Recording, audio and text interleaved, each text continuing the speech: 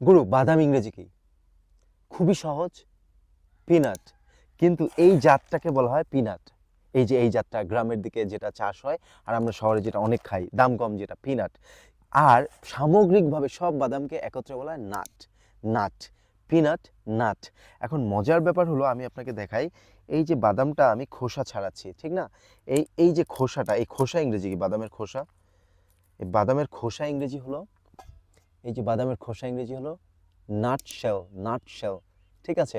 এটাকে বলবো peanut shell, যেহেতু এটা পিনাট, পিনাট শেল। আবার কাজু বাদাম আমরা অনেকে খাই, অনেক দাম। কাজু বাদাম ইংরেজি হলো ক্যাশিও নাট। Cashew nut. কাঠবাদাম আমন্ড। আমন্ড। তাহলে এখন ব্যাপারটা হলো যে আমন্ড অয়েলও কিন্তু হয়, আর আলমন্ড না, আমন্ড।